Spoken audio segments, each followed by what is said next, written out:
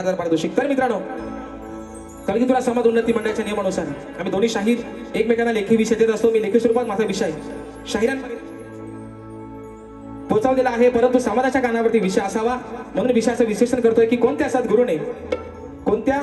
सद्गुरूने चोळी पातळ नेसून हातात बांगड्या भरून सूर्य नारायणाबरोबर लग्न केलं. कोणत्या सद्गुरूने चोळी पातळ नेसून हातात बांगड्या भरून सूर्य नारायणाबरोबर लग्न केलं. शाहीर त्या सद्गुरूचं नाव काय? खाली शाहीर तुम्हाला विषयाची बाजू पण दिली आहे की मला नारद मुनी सोडून तुमचं उत्तर अपेक्षित असावं.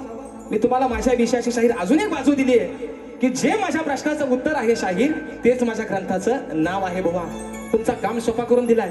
आता राहिला विषय. अजून किती मिनिटं आयोजक? किती मिनिटं बाकी आहेत? अजून 5 मिनिटात कार्यक्रम सगळा आटपतोय. आणि विषय कसा आहे मित्रांनो? नमान. बुवांना म्हटलं होतं तुम्ही कराल नमान तर सगळा उचलून देईन सामान तुमचा. पण विषय काय मित्रांनो? आता जेव्हा बोलाय माणसाचं काही शिल्लक राहत नाही तेव्हा मग बुवा नमाना भेटतात. पण शाहीर नमन पण आपलीच लोककला आहे, शक्तितोरा पण आपलीच लोककला आहे. फक्त माझं सांगण्याचं तुम्हाला तात्पर्य एवढंच आहे की नमनामध्ये शक्तितोरा होतो काय मित्रांनो? होतो काय रे पोरांनो? नमना शक्तितोरा होतो? नमना शक्तितोरा होतो काय? मग शक्तितोऱ्यात नमन कशाला हवा? तुम्हाला कोणतरी 200 रुपये बक्षीस देणार, म्हणणार बुवा नमन करा, आणि तुम्ही ते खुल्यासारखे हि हि हि हो हो आली राली तर तुझी पाली आली पाली म्हणून म्हटलं अब तेरा क्या होगा लांबोऱ्या. बरोबर आहे ना? पाली वाद्यास गावलं बुवा. म्हणून तुम्हाला माझी विनंती, आज बारी आहे शक्तितुऱ्याची. मग तुम्ही एक काम करा, हा आपलं नाचच बंद करा ना. नमन काय आपलं नोव्हेंबर पासून नाचाचा एकदा दसऱ्याचा सीझन संपला की वर्षभर नमनच आहे. म्हणजे नमन करा ना बुवा. तुम्हाला एवढी हाऊस आहे ना. पण माझी आजही तुम्हाला विनंती बुवा, तुम्हाला कोणतरी 200 रुपये बक्षीस देईल आणि तुम्हाला सांगेल बुवा नमन करा, तुम्ही मग आल्यावर जमायचं नाही बुवा. शाप याड काढून टाकीन दुसऱ्या वारी. नमन करायचा तुम्ही करा ना बिंदास. मधून नोकिया कोणाचा वाजतोय रे मधीच? हा, नोकिया वाजवायचं ना. म्हणून मित्रांनो विषय आहे पुढचा. प्रश्नपत्राचा एका मोकळ्या ठेवते आणि बारी या ठिकाणी संपवते म्हणून म्हणायचं.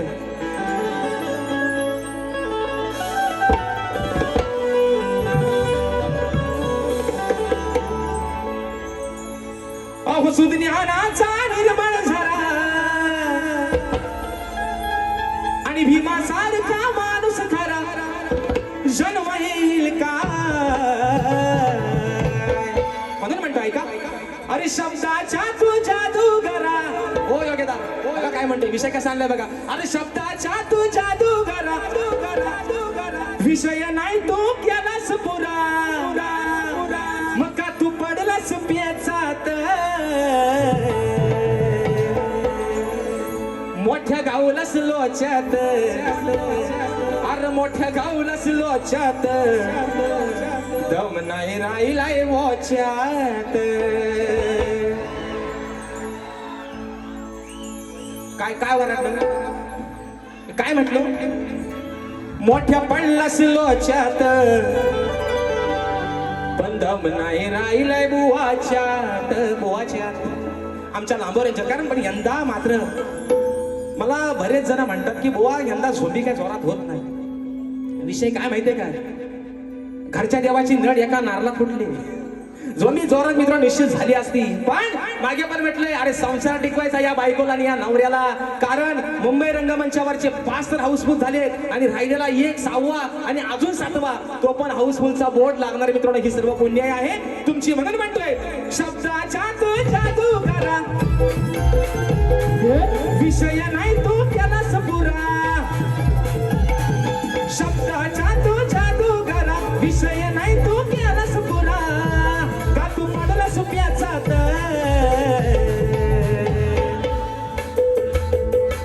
मोठ्या गावलास लोच्यात, मोठ्या गावलास लोच्यात, दम नाही राहिलाय बोच्यात. मोठा पडलास लोच्यात, दम नाही राहिलाय बुवाच्यात. मोठ्या पडलास लोच्यात, दम नाही राहिलाय बोच्यात. मोठा गावलास लोच्यात, दम नाही राहिलाय बोच्यात.